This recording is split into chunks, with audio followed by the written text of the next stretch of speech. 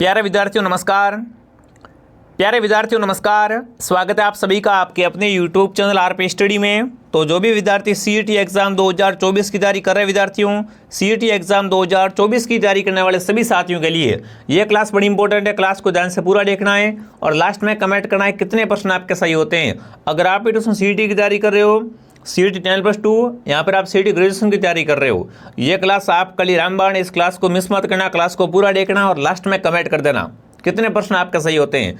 आज मैं आपको बताऊंगा सीईटी में कैसे कैसे क्वेश्चन आते हैं और सीईटी के लिए कौन कौन से प्रश्न इंपॉर्टेंट है। आप आज जांच कीजिए कि आपकी तैयारी कैसी है। तो चलिए विद्यार्थियों, क्लास का शुभारंभ करते हैं। क्लास का पहला ही क्वेश्चन आपके सामने है, राजस्थान दिवस मनाया जाता है। राजस्थान दिवस कब मनाते कमेंट करेंगे दोस्तों। राजस्थान दिवस का पूछा आपसे 30 मार्च को, 15 मई को, 18 अप्रैल को, 1 नवंबर को। तो राजस्थान दिवस दोस्तों प्रतिवर्ष आपका 30 मार्च को मनाते हैं। राजस्थान दिवस प्रतिवर्ष कब मनाते हैं दोस्तों? 30 मार्च को मनाते हैं। ऑप्शन नंबर ए आपका राइट है। अगला सवाल आपके सामने है, राजस्थान की स्थलीय सीमा की लंबाई कितने किलोमीटर है? आपको बताना राजस्थान की स्थलीय सीमा है ये कितने किलोमीटर लंबी है। 1070 किलोमीटर, 869 किलोमीटर, 826 या 5920 किलोमीटर। तो देखो दोस्तों, राजस्थान की कुल स्थलीय सीमा की लंबाई है वो आपकी 5920 किलोमीटर। जो भी विद्यार्थी ऑप्शन डी सही कर रहा है, डी ऑप्शन आपका सही है। यहाँ पर कौन सा ऑप्शन आपका सही है दोस्तों? डी ऑप्शन आपका सही है, ठीक है ना। साथ में कमेंट और काउंट करना। अगला सवाल आपके सामने दोस्तों, राजस्थान राज्य की अधिकांश या सर्वाधिक लंबी सीमा है वो किस राज्य के साथ में लगती है? आपको बताना है राजस्थान की सबसे अधिक सीमा है ना वो किस राज्य के साथ में लगती है। उत्तर प्रदेश के साथ, पंजाब, हरियाणा या मध्य प्रदेश के साथ में। तो आपको पता है दोस्तों, राजस्थान की सबसे अधिक सीमा है वो किससे लगती है? एमपी से। मध्य प्रदेश से अधिक लगती है और सबसे कम लगती है वो पंजाब से। अधिक दोस्तों लगती है मध्य प्रदेश से, एमपी से, और कम कहाँ से लगती है? पंजाब से कम लगती है। तो अधिक का पूछा, अधिक लंबी है वो बिल्कुल आपके मध्य प्रदेश के साथ में है, ठीक है। आगे बढ़े दोस्तों, अगला सवाल क्या पूछा है, तारा भांति के टीले पाए जाते हैं। बताएंगे दोस्तों तारा भांति के टीले ये कहाँ पाए जाते हैं। देखो दोस्तों, आपसे एक ही निवेदन है, आप इस क्लास को एंड तक पूरा देखिए, आपको बहुत सारे इंपॉर्टेंट क्वेश्चन करवाऊंगा। और आपको इस क्लास का दोस्तों जो अहमियत है ना वो एग्जाम में जाओगे तो पता चलेगा कितने प्रश्न कॉपी होते हैं, ठीक है ना। तो आप क्लास को डेली ज्वाइन कीजिए। हनुमानगढ़ गंगानगर में, बालोतरा व फलोदी में, मोहनगढ़ सूरतगढ़ में या पोखरण व लोणकरणसर में। तो देखो तारा भांति के टीले ये दोस्तों आपके मोहनगढ़ और सूरतगढ़ में पाए जाते हैं। तारा भांति के टीले कहाँ पाए जाते हैं? मोहनगढ़ सूरतगढ़ में। अगला सवाल आपके सामने आ चुका है दोस्तों, सम के प्रसिद्ध दौरे किस जिले में है? सम के दौरों की अगर बात करें विद्यार्थियों तो सम के दौरे कहाँ पर कमेंट करेंगे दोस्तों। बीकानेर में, जैसलमेर में, बाड़मेर में या जोधपुर में। तो देखो सम के दौरे है ये आपके जैसलमेर में विद्यार्थियों। सम के दौरे कहाँ पर है आपके दोस्तों? ये आपके जैसलमेर जिले में विद्यार्थियों हैं, ठीक है विद्यार्थियों। राजस्थान के पश्चिम भाग में मरुस्थल के कारण दोस्तों क्या है, इसमें अनेक प्रकार के बालुका स्तूप पाए जाते हैं। और जैसलमेर जिले में दोस्तों पाया जाने वाला लहरा, ठीक है ना, लहरारवाद दोस्तों बालुका स्तूप उसे क्या बोलते हैं? उसे दौरे बोलते हैं। और ये मुख्य रूप से सम के क्षेत्र में पाए जाते हैं जो कि कहाँ पर है? जैसलमेर में। अगला सवाल आपके सामने, लसाड़ी का पठार कहाँ पर है? राजस्थान में कमेंट कीजिए, लसाड़ी का पठार है वो कहाँ पर है?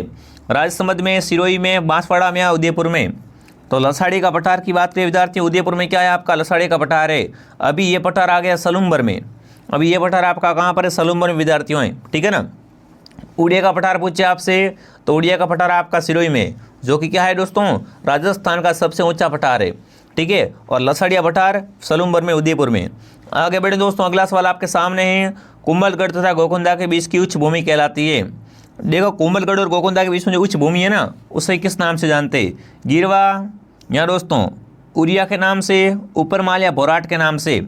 आपसे पूछे एग्जाम बोराट का पठार कहाँ पर विद्यार्थियों, है ना। बोराट का पठार पूछ ले आपसे तो दोस्तों ये आपका फैला हुआ है कोमलगढ़ से गोकुंदा के बीच में। ऑप्शन डी आपका राइट है। कुंभलगढ़ और गोकुंदा के बीच में जो उच्च भूमि उसे क्या बोलते हैं? उसे बोराट के नाम से जानते हैं। अगला सवाल पूछा है, राजस्थान का सर्वोच्च पठार कौन सा है? अभी मैंने आपको बात कही थी एक कि राजस्थान का सबसे ऊंचा पठार है वो आपका उड़िया का पठार है। और उड़िया का पठार कहाँ पर है? ये आपका सिरोही में। उड़िया का पठार कहाँ पर है? सिरोही में क्या है? उड़िया का पठार है, ठीक है, ध्यान रखना। ऑप्शन डी आपका सही रहेगा। जो भी विद्वान साथी ऑप्शन डी कमेंट करे बहुत ही बढ़िया। अगला सवाल आपके सामने आ चुका है दोस्तों, सबसे प्राचीन पर्वत श्रृंखला कौन सी है? आपको बताना है सबसे पुरानी इनमें से पर्वत श्रृंखला कौन सी है, ठीक है ना। अतलाई, सुलेमान, अरावलियाँ, राजमहल। तो सबसे प्राचीन आपकी श्रृंखला है वो आपकी बिल्कुल कौन सी है? अरावली प्रदेश। जी हाँ दोस्तों, जो भी ऑप्शन सी राइट करा, शानदार दोस्तों। राजस्थान की सबसे प्राचीन श्रृंखला है वो आपकी अरावली है। आगे बढ़े दोस्तों, अगला सवाल क्या पूछा है? राजस्थान में शीतकालीन वर्षा का कारण क्या है? पहली बात, शीतकाल वर्षा को क्या बोलते हैं? मावट बोलते हैं। राजस्थान में शीतकाल की वर्षा को क्या बोलते हैं? बिल्कुल दोस्तों, उसे मावट बोलते हैं, ठीक है ना। और मावट दोस्तों मुख्य रूप से किस कारण से होती है? पश्चिमी विक्षोभ से, स्थानीय हवाओं से, दक्षिणी पूर्वी मानसून से या उत्तरी पूर्वी मानसून से। तो आपको पता है दोस्तों, मावट होने का कारण होता है पश्चिमी विक्षोभ, ठीक है ना। शीतकाल की वर्षा का कारण क्या है? पश्चिमी विक्षोभ। जो भी साथी ऑप्शन ए को सही कर रहा है, ए ऑप्शन आपका राइट है दोस्तों। अगर आपको ये क्लास पसंद आ रही तो क्लास को लाइक और शेयर करें और सब्सक्राइब करें, क्योंकि यहाँ पर दोस्तों 2024 के यहाँ पर संपूर्ण तैयारी करवाई जाएगी, ठीक है। अगला सवाल दोस्तों क्या पूछा है? कोपेन ने राजस्थान की जलवायु को कितने भागों में बांटा है? देखो, अगर कोपेन की बात करें दोस्तों, बताना कोपेन है ना, राजस्थान की जलवायु को कितने भागों में बांटा है? 5, 4, 6 या 3? तो बिल्कुल दोस्तों, कोपेन क्या करता है? राजस्थान की जलवायु का 4 भागों में विभाजन करता है। ऑप्शन बी आपका सही है। जो भी साथी बी कमेंट करे, बहुत बढ़िया। अगला सवाल दोस्तों पूछा है, वह नदी जो वन की आशा के नाम से जानी जाती है, इनमें से बताएंगे राजस्थान में वन की आशा किसे कहते हैं? माई नदी को, लूणी नदी को, बाण गंगा नदी को या बनास नदी को? तो राजस्थान में वन की आशा है वो आपकी बनास नदी है। राजस्थान में वन की आशा किसे कहते हैं दोस्तों? बनास को बोलते हैं वन की आशा, वर्णाशा, वरिष्ठी। इसका उद्गम पूछे आपसे तो देखो दोस्तों, बनास का दोस्तों उद्गम होता है कोमलगढ़ के निकट खमनोर की पहाड़ी राजसमंद से होता है, ठीक है। और दोस्तों बनास है ये आपकी क्या है? पूर्णतः राजस्थान में बहती है। और पूछे आपसे एग्जाम में कि पूर्णतः राजस्थान में बहने वाली सबसे लंबी नदी कौन सी है? तो वो बनास है, ठीक है। ऑप्शन डी आपका सही है। अगला सवाल आपके सामने आ चुका है दोस्तों, राजस्थान की किस नदी को रुंडित नदी कहा जाता है? इनमें से किसे रुंडित नदी भी कहते हैं? घग्गर को, छाबी को, बाणगंगा को या माई को? तो राजस्थान में रुंडित नदी है या रुंडित सरिता है, वो बिल्कुल बाणगंगा नदी कहलाती है। इसे अर्जुन की गंगा भी बोलते हैं और इसे क्या बोलते हैं? रुंडित नदी भी बोलते हैं। घग्गर को दोस्तों क्या बोलते हैं? मृत नदी कहते हैं। राजस्थान में मृत नदी है वो घग्गर है, ठीक है, ध्यान रखना। ऑप्शन सी आपका सही है। अगला सवाल आपके सामने है, घग्गर नदी के किनारे बसा हुआ नगर कौन सा है? आपको बताना घग्गर के किनारे कौन सा नगर बसा हुआ है? हनुमानगढ़, रामगढ़, अजमेर या जयपुर? पहली बात, घग्गर, तो घग्गर का संबंध कालीबंगा से है। और घग्गर बिल्कुल दोस्तों ये क्या है? आपकी घग्गर के किनारे बसा हुआ शहर हनुमानगढ़ है। घग्गर नदी के किनारे कौन सा शहर बसा हुआ है, नगर बसा हुआ है? वो आपका हनुमानगढ़। अगला सवाल दोस्तों पूछा है, बीसलपुर बांध का निर्माण किस वर्ष पूर्ण हुआ था? वेरी वेरी इंपॉर्टेंट क्वेश्चन आया हुआ सवाल है कि बीसलपुर दोस्तों ये आपका बांध है, इसका निर्माण कब पूर्ण हुआ था? 1999 में, 1996 में, 1992 में या 1989 में? तो बिल्कुल दोस्तों, बीसलपुर बांध का निर्माण का कार्य होता है पूर्ण 1999 में। इसका दोस्तों कार्य पूर्ण कब होता है? 1999 में इसका बांध का कार्य पूर्ण हो जाता है और व्यवस्थित तरीके से बन जाता है। तो बिल्कुल ऑप्शन ए आपका राइट है। कौन सा ऑप्शन आपका राइट है दोस्तों? ऑप्शन ए आपका राइट है। अगला सवाल आपके सामने दोस्तों, राजस्थान फीडर नहर की लंबाई बताओ भाई। इंदिरा गांधी फीडर बोलो या इस राजस्थान फीडर बोलो, इसकी लंबाई कितनी है दोस्तों? 204 किलोमीटर, 445 किलोमीटर, 649 किलोमीटर या 826 किलोमीटर? तो देखो, राजस्थान फीडर की लंबाई है वो आपकी 204 किलोमीटर। इंदिरा गांधी फीडर है, इसकी लंबाई पूछे आपसे तो 204 किलोमीटर, ठीक है ना। ऑप्शन ए आपका राइट है, 204 को मत भूलना। अगला सवाल आपके सामने दोस्तों है, माई परियोजना से लाभान्वित होने वाला जिला कौन सा है? अगर दोस्तों माई की बात करें, ये क्या है? कांठा लवागढ़ की गंगा कहलाती है। इससे दोस्तों लाभ किस जिले को मिलता है? कोटा को, बूंदी को, झालावाड़ को या बांसवाड़ा को? तो आपको पता है दोस्तों, माई परियोजना का लाभ है वो बिल्कुल बांसवाड़ा, डूंगरपुर जिलों को मिलता है। तो सी ऑप्शन आपका सही है। जो भी बांसवाड़ा कमेंट कर रहा है, बांसवाड़ा ऑप्शन आपका सही रहेगा, ठीक है। अगला सवाल आपके सामने दोस्तों पूछा है, पचपदरा राजस्थान के किस जिले में स्थित खारे पानी की झील है? पचपदरा झील है ये बिल्कुल खारे पानी की है। बताओ कहाँ पर है? भीलवाड़ा में, बाड़मेर में, चूरू में या भरतपुर में? अभी देखो नया जिला बना बाड़मेर से अलग बालोतरा, बाड़मेर से अलग जिला बना है दोस्तों आपका बालोतरा। देखो मैं साथ में न्यू जीके पढ़ा रहा हूँ, पुराना भी पढ़ा रहा हूँ, ठीक है ना। बालोतरा जिला है, यहाँ पर क्या है? पचपदरा झील है, ठीक है। ये बिल्कुल खारे पानी की झील है। देखो अगर बालोतरा ऑप्शन नहीं है तो बाड़मेर को सही करना है, अगर बाड़मेर की जगह बालोतरा है तो बालोतरा को सही करना है, ठीक है। दोनों चीज़ें आप पढ़ लेना, कोई भी आ सकता है। ऑप्शन बी आपका सही है। अगला सवाल आपके सामने आ चुका है दोस्तों, राजस्थान के किस जिले में नक्की झील है? नक्की झील की बात करें विद्यार्थियों, कहाँ पर है आपकी बताओ? राजस्थान में नक्की झील कहाँ पर आपकी? अलवर में, अजमेर में, सिरोही में या उदयपुर में? एक बार सभी विद्यार्थी क्लास को लाइक और शेयर करें, सब्सक्राइब करें और फटाफट कमेंट करें नक्की झील कहाँ पर है। नक्की झील आपकी बिल्कुल माउंट आबू सिरोही में है। सी ऑप्शन आपका सही है। ये क्या है? राजस्थान के सबसे ऊंचे पर स्थित, ठीक है ना? क्या है? राजस्थान की सबसे ऊंची झील है, सबसे ऊंचाई पर स्थित झील है, ठीक है, नक्की झील। अगला सवाल आपके सामने है दोस्तों, राजस्थान की बांका पट्टी की समस्या से ग्रसित है। बताओ भाई, जो बांका पट्टी है ना, बांका पट्टी किस समस्या से ग्रसित है विद्यार्थियों? बांका पट्टी की समस्या क्या है? फ्लोराइड की समस्या है, सूखा वकाल की समस्या है, वायु प्रदूषण है या चूना पत्थर? तो देखो, बांका पट्टी को दोस्तों क्या बोलते हैं? इसे बिल्कुल कुबड़ पट्टी भी बोलते हैं। ये दोस्तों पानी में क्या है? फ्लोराइड अधिक है। इससे क्या होता है? बिल्कुल इससे जो रोग होता है उस व्यक्ति की दोस्तों कमर टेढ़ी हो जाती है। यही आपकी बांका पट्टी है, ठीक है। ये बांका पट्टी कहाँ फैली हुई है? नागौर अजमेर में फैली हुई बांका पट्टी, ठीक है ना? ऑप्शन ए आपका राइट है।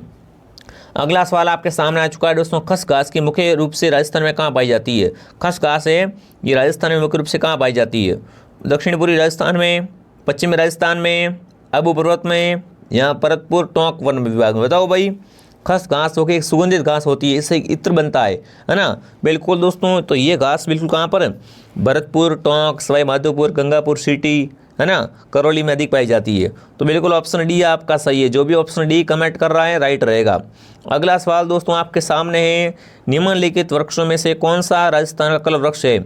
इनमें से बताओ राजस्थान का कल वृक्ष किसे कहते हैं? राजस्थान का कल वृक्ष कौन सा है दोस्तों? सागवान, आम, नीम या खेजड़ी? तो बिल्कुल आपका राजस्थान का कल वृक्ष है वो आपका खेजड़ी है। जो भी विद्यार्थी ऑप्शन डी कमेंट कर रहा है, डी ऑप्शन आपका सही है। अगला सवाल, राजस्थान का सागवान किसे कहा जाता है? राजस्थान का सागवान किसे कहते हैं विद्यार्थियों? शीशम को, नीम को, खेजड़ी को या रोइडे को? तो राजस्थान का सागवान आपका रोइडा कहलाता है। जो भी ऑप्शन डी कमेंट कर रहा है, डी ऑप्शन आपका सही है। अगला सवाल दोस्तों आपके सामने, मरु विकास बोर्ड की स्थापना किस वर्ष में हुई थी? दोस्तों मरु विकास बोर्ड की स्थापना किस वर्ष हुई थी? तो देखिए 1967 में, 1968 में, 1969 में या 1967 में? बताओ भाई। मरु विकास बोर्ड की स्थापना होती है 1967 में, ठीक है ना? जो भी ऑप्शन डी सही कर रहा है, डी ऑप्शन आपका सही है। अगला सवाल दोस्तों आपके सामने आ चुका है, वन संरक्षण अधिनियम लागू किया गया। देखो लास्ट में पूछूंगा आपके 50 में से कितने प्रश्न सही होते हैं। तो बताओ दोस्तों, वन संरक्षण अधिनियम है ना, ये किस वर्ष लागू किया गया था? 1996 में, 1972 में, 1980 में, 1984 में? तो देखो वन संरक्षण अधिनियम में ये दोस्तों आपका लागू होता है 1980 में।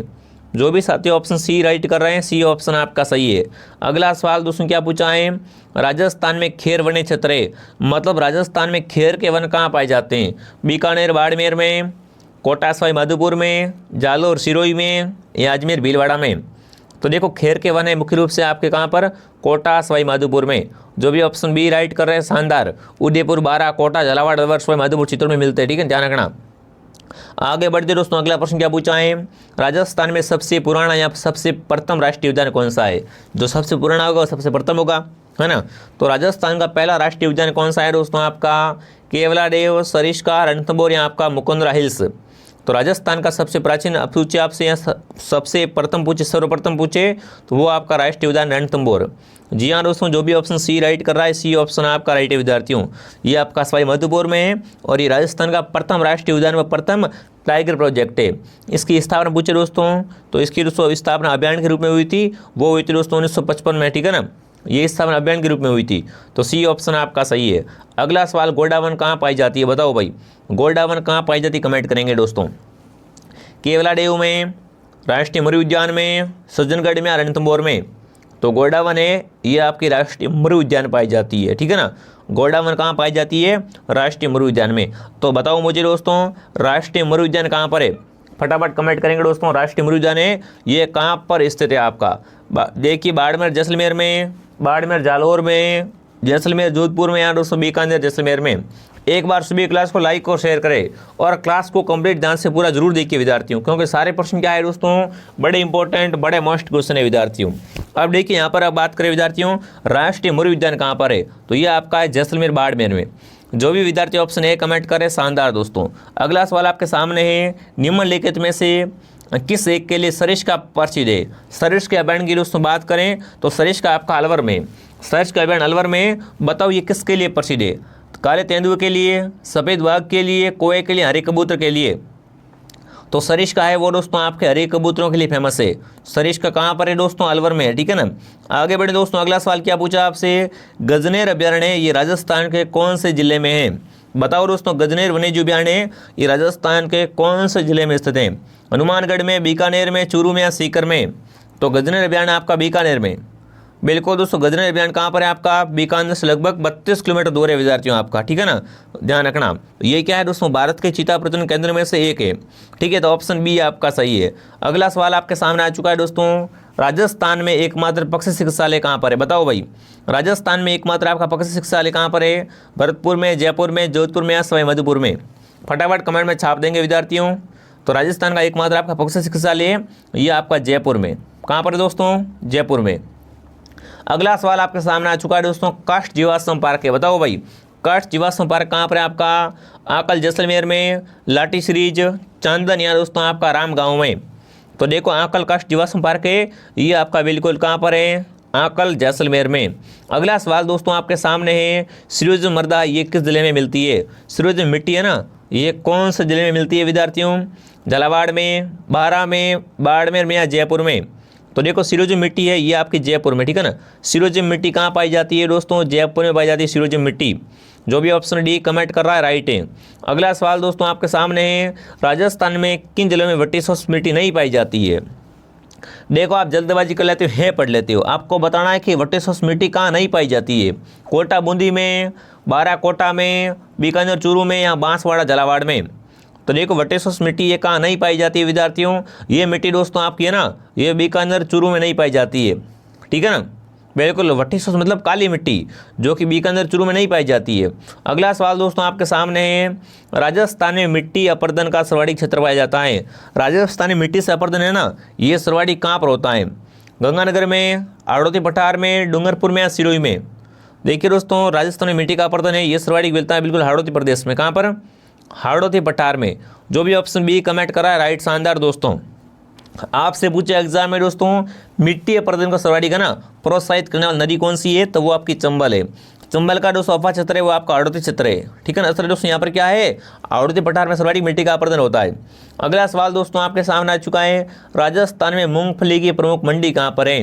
राजस्थान का राजकोट पूछे आपसे, राजस्थान का राजकोट किसे कहते हैं? तो वो आपका लोणकरणसर बीकानेर को बोलते हैं, है ना। तो यहाँ पर क्या है आपकी बिल्कुल मूंगफली की मंडी है। मूंगफली का सर्वाधिक उत्पादन कहाँ से होता है? बीकानेर से होता है दोस्तों। और राजस्थान में मूंगफली की मंडी है वो आपकी बीकानेर में। कहाँ पर है दोस्तों? बीकानेर में। जो भी ऑप्शन नंबर ए राइट कर रहा है, शानदार दोस्तों, ठीक है। और मूंगफली क्या होती है? खरीफ की फसल होती है। अगला सवाल दोस्तों आपके सामने है, सरसों अनुसंधान निदेशालय है। बताओ, सरसों अनुसंधान निदेशालय कहाँ पर है आपका? अलवर में, भरतपुर में, जयपुर में, अजमेर में? बताओ दोस्तों। बिल्कुल दोस्तों, अगर बात करें यहाँ पर इसकी, तो देखो दोस्तों, इसका नाम बदलकर अभी क्या कर दिया गया है? 2009 की बात है दोस्तों, 2009 में इसका नाम बदल देकर दोस्तों है ना सरसों अनुसंधान निदेशालय कर दिया गया है, ठीक है। और इस ये दोस्तों है कहाँ पर आपका? तो बिल्कुल ये आपका सेवर भरतपुर में। कहाँ पर है? सेवर भरतपुर। बी ऑप्शन आपका सही है। अगला सवाल, सोयाबीन उत्पादन जिला। राजस्थान में सोयाबीन का उत्पादन कहाँ से होता है? कमेंट करेंगे दोस्तों। बारा से, जालौर से, हनुमानगढ़ से या बीकानेर से? तो सोयाबीन का उत्पादन दोस्तों होता है 12 जिले से। राजस्थान में सोयाबीन का उत्पादन कहाँ से होता है दोस्तों? 12 जिले से होता है। अगला सवाल दोस्तों आपके सामने है, सन 2011 के अनुसार राजस्थान में सर्वाधिक लिंगानुपात है। दोस्तों सन 2011 के अनुसार पूछा है, राजस्थान में सर्वाधिक लिंगानुपात है बिल्कुल, वो दोस्तों आपको बताना है कौन सा है, ठीक है ना। देखिए 994, 964, 978 या दोस्तों 1002। तो देखो सन 2011 के अनुसार राजस्थान में सर्वाधिक लिंगानुपात है वो बिल्कुल आपका 994 रहा था। ऑप्शन ए आपका राइट है। ये प्रश्न दो तरीके से आता है, एक इस टाइप से भी आता है, देख लेना, है ना। ये टाइप तो आपने पढ़ा होगा। तो दोस्तों बताना है राजस्थान में 2011 के जनगणना के अनुसार ग्रामीण लिंगानुपात कितना है। राजस्थान का आपको ग्रामीण लिंगानुपात बताना है, ठीक है ना। आपसे अगर कुल लिंगानुपात पूछे कि राजस्थान का कुल लिंगानुपात कितना है तो वो आपका 928 है। पर ग्रामीण का पूछें तो ग्रामीण का 933 है, ठीक है ना। ऑप्शन ए आपका राइट है। जो भी साथी ऑप्शन ए कमेंट करे बहुत बढ़िया। अगला सवाल दोस्तों पूछा है ग्रास्य का नृत्य कौन सा, बताओ भाई। ग्रास्य जनजाति का मुख्य रूप से नृत्य कौन सा होता है दोस्तों? गुड़ला नृत्य, गैर नृत्य, गौरी नृत्य या दोस्तों वाला नृत्य। तो देखो दोस्तों ग्रास्य है ना, अगर ग्रास्यों की दोस्तों बात करें तो ग्रास्यों का प्रमुख रूप से नृत्य होता है वालर, ठीक है ना। और वालर क्या होता है दोस्तों? आपका बिना वाद्य यंत्र का नृत्य। ये क्या है? बिना वाद्य यंत्र का नृत्य किया जाता है, ठीक। ग्रास्यों के नृत्य कौन कौन से? गोर, लूर, मादल, मोरिया, जवारा, वालरा हैं 2 नृत्य। ये सब क्या है दोस्तों? ये सब तो दोस्तों आपके ग्रास्यों के नृत्य हैं। और ग्रास्य कहाँ निवास करते हैं? ग्रास्य मुख्य रूप से सिरोही में निवास करते हैं। सिरोही है, पाली है, उदयपुर में। ऑप्शन डी आपका राइट है। आगे बढ़ते हैं, अगला सवाल क्या पूछा है दोस्तों आपसे? राजस्थान का सबसे पहला आदिवासी साक्षर जिला बताओ भाई। राजस्थान का सबसे पहला आपका आदिवासी साक्षर जिला कौन सा है? प्रतापगढ़, बांसवाड़ा, डूंगरपुर या बारा? राजस्थान का सबसे पहला आदिवासी साक्षर जिला है वो आपका डूंगरपुर है। कौन सा है? डूंगरपुर। अगला सवाल दोस्तों आपके सामने है, गुलाबी संगमरमर का खनन क्षेत्र है। आपसे पूछे एग्जाम में राजस्थान में गुलाबी संगमरमर कहाँ से निकलता है? कुमारी से, बाबरमल से, केसरिया जी से या दोस्तों डूंगरपुर से? तो देखो राजस्थान में गुलाबी संगमरमर है ये बिल्कुल आपका निकलता है बाबरमल से। कहाँ से? बाबरमल से निकलता है। अगला सवाल दोस्तों आपके सामने आ चुका है, क्या पूछा है? हिंदुस्तान जिंक लिमिटेड है ना, कहा ना, जिंक स्मेल्टर उदयपुर में कहाँ पर है? दोस्तों आपको बताना है कि हिंदुस्तान जिंक लिमिटेड का ना आपका जिंक स्मेल्टर है ये आपका उदयपुर में कहाँ पर है विद्यार्थियों? खेतड़ी में है, निमराना में है, देबारी में, नीमाड़ा में? तो बिल्कुल ये आपका देबारी में है, देबारी उदयपुर। जो भी सी राइट करा शानदार दोस्तों। अगला सवाल दोस्तों आपके सामने है, राजस्थान की टेक्सटाइल सिटी कौन सी है? राजस्थान की टेक्सटाइल सिटी बोलो, राजस्थान की अबक नगरी बोलो, राजस्थान की वस्त्र नगरी बोलो, कौन सा है? कोटा, गंगानगर, भीलवाड़ा या आपका जयपुर? तो राजस्थान की टेक्सटाइल सिटी आपकी भीलवाड़ा है। सी ऑप्शन आपका सही है। जो भी साथी सी कमेंट कर रहे हैं बहुत बढ़िया। अगला सवाल दोस्तों आपसे पूछा है, महाराजा श्री उमेद मिल्स किस वर्ष स्थापित की गई? ये उमेद मिल्स क्या है दोस्तों? आपकी राजस्थान की सबसे बड़ी सूती वस्त्र मिल कहाँ पर है? पाली में है। कहाँ पर है दोस्तों? पाली में। किस वर्ष स्थापित की गई थी? इसको स्थापित किया गया था कब? बिल्कुल 1939 में। जो भी ऑप्शन ए राइट कर रहा है शानदार दोस्तों, ठीक है ना। कहीं कहीं पर दोस्तों ये लिखा हुआ मिलता है कि दोस्तों उम्मीद मिल से इसको दोस्तों 1942 में स्थापित किया गया था, ठीक है। और आपसे पूछा एग्जाम में राजस्थान में प्रथम सूती कपड़ा मिल है वो बिल्कुल आपके 1899 में द्रकष्ठा मिल्स ब्यावर में स्थापित की गई थी, ठीक है। ये भी ध्यान रखना। तो ऑप्शन नंबर ए आपका राइट है यहाँ पर। अगला सवाल दोस्तों पूछा है, राजस्थान में पर्यटन के उद्योग का दर्जा किस वर्ष मिला? आपको बताना पर्यटन को दोस्तों ना उद्योग का दर्जा कब मिला है? बिल्कुल फटाफट कमेंट करें विद्यार्थियों। राजस्थान में पर्यटन को उद्योग का दर्जा दोस्तों कब मिला है वो क्या करें आप फटाफट कमेंट करें। देखिए 1979 में, 1999 में, 1955 में या 1989 में? तो राजस्थान में पर्यटन को दोस्तों उद्योग का दर्जा मिला है बिल्कुल 1989 में। जो भी ऑप्शन डी राइट कर रहा है शानदार दोस्तों, ठीक है ना। बिल्कुल दोस्तों मोहम्मद यूनुस समिति की सिफारिश पर राजस्थान में क्या मिला है? पर्यटन को उद्योग का दर्जा दोस्तों आपका 1989 में दिया गया था।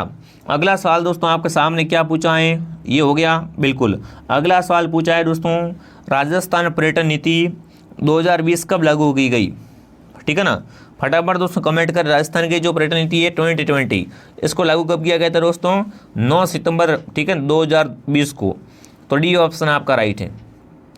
अगला सवाल, राजस्थान में ग्रीष्म उत्सव कहाँ मनाया जाता है? दोस्तों कमेंट कीजिए राजस्थान में ग्रीष्म महोत्सव कहाँ मनाते हैं। अब तक दोस्तों आपने इस वीडियो को लाइक नहीं किया, वीडियो को लाइक करें, शेयर करें, सब्सक्राइब करें। और यहाँ पर दोस्तों आपको सीईटी एग्जाम 2024 की संपूर्ण तैयारी करवाई जाएगी। देखो चैनल में प्लेलिस्ट बनी हुई है, प्लेलिस्ट में जाओ और वहाँ से सारी क्लासें देख लो, ठीक है। और बताओ ग्रीष्म महोत्सव कहाँ मनाते हैं? तो ग्रीष्म महोत्सव बिल्कुल माउंट आबू सिरोही में मनाते हैं। ये ऑप्शन आपका सही है। अगला सवाल दोस्तों पूछा, नाल हवाई अड्डा, आप बताएंगे नाल हवाई अड्डा राजस्थान में कहाँ पर है? जोधपुर में, उदयपुर में, बीकानेर में, गंगानगर में? तो राजस्थान में आपका नाल हवाई अड्डा है ये आपका बीकानेर में। सी ऑप्शन आपका सही है, ठीक है ना। अगला बताओ, कौन से वर्ष राजस्थान सौर ऊर्जा नीति घोषित की गई थी? कौन से वर्ष में दोस्तों बताना है कि राजस्थान में सौर ऊर्जा नीति घोषित की गई?